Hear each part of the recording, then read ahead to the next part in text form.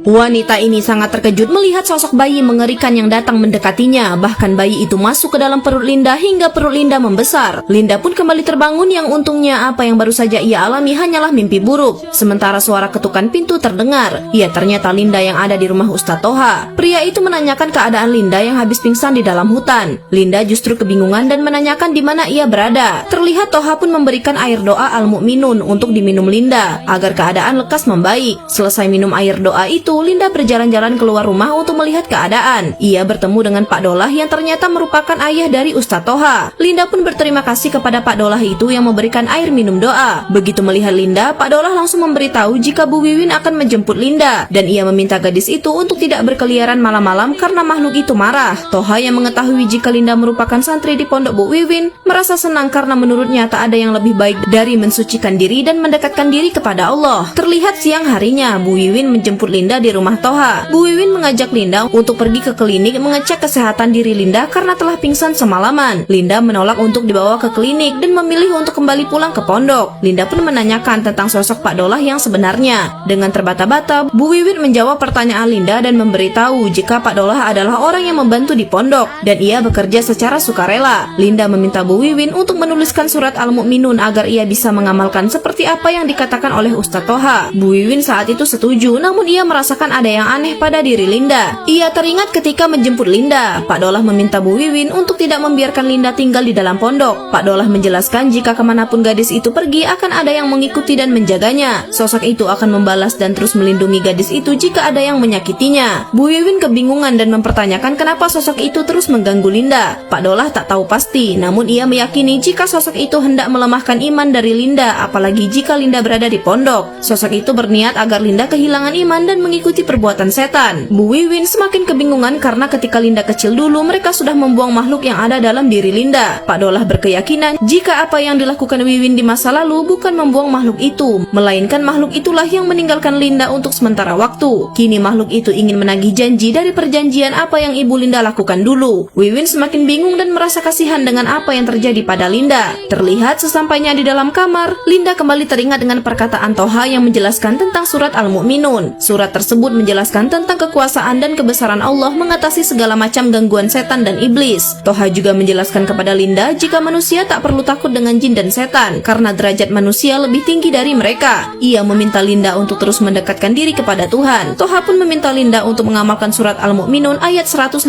sampai 118.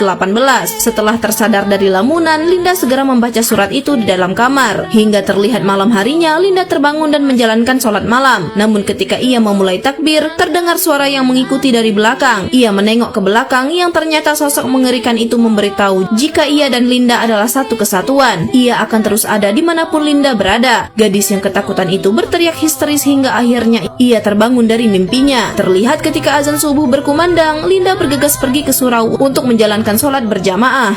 Ia terkejut karena Ustadz Toha yang menjadi imam di sana. Linda pun meminta maaf dan berkenalan dengan Ustadz itu. Toha menjelaskan jika Linda membutuhkan bantuan untuk tidak segan menghubunginya. Hingga terlihat siang harinya, Linda pergi keluar dari pondok. Langkah Linda membuat Ustazah Jamilah penasaran. Sementara itu Bu Wiwin saling berkabar mengenai keadaan Linda. Ia merasa kasihan dengan gadis itu yang harus menanggung masalah yang dulu dilakukan oleh ibunya. Terlihat Linda tiba-tiba sudah berada di depan pintu dan menanyakan tentang maksud dari perbincangan antara Bu Wiwin dengan Wati. Gadis itu memohon kepada Bu Wiwin untuk memberitahu apa yang sebenarnya terjadi selama ini dengan dirinya. Merasa tak ada pilihan lain, Bu Wiwin pun menceritakan asal-usul Linda yang ternyata dulu ibu Linda dulu selalu dituntut ibu mertuanya agar bisa punya anak. Bahkan ibu mertua Linda menyuruh Zaidi menceraikan ibu Linda jika tidak bisa hamil. Akhirnya ibu Linda mendatangi seorang dukun agar bisa hamil. Di sana dukun menggauli ibu Linda hingga hamil dan dengan perjanjian anak Bu Linda akan diambil untuk menambah kekuatan sang dukun. Namun takdir berkata ibu Linda meninggal dunia dan Linda selamat hingga kini. Wajar saja Linda terus diganggu sosok iblis sampai saat itu. Linda yang mendengar semua itu merasa sedih. Ia mengerti kenapa ayahnya tidak menyayanginya. Bu Wiwin meminta Linda untuk tetap tegar dan terus mendekatkan diri kepada Allah. Siang itu ketika Linda bersantai di halaman lapangan basket, Emma datang untuk mengambil bola. Namun gadis itu tiba-tiba ketakutan dan meminta maaf. Linda tak mengerti dengan apa yang terjadi. Hingga terlihat malam harinya di dalam kamar, Linda mulai mengerti tentang apa yang dilihat Emma siang hari tadi. Tak lama lama, tiba-tiba terdengar suara keributan dari luar pondok. Emma ternyata kerasukan dan naik ke atap bangunan. Melihat Linda ada di sana, sosok itu memberitahu jika sudah mengatakan tempat Linda bukan di pondok itu. Linda kini kebingungan dengan apa yang terjadi. Emma yang kerasukan pun langsung mengakhiri hidupnya dengan melompat dari atap. Wah, gimana kelanjutannya?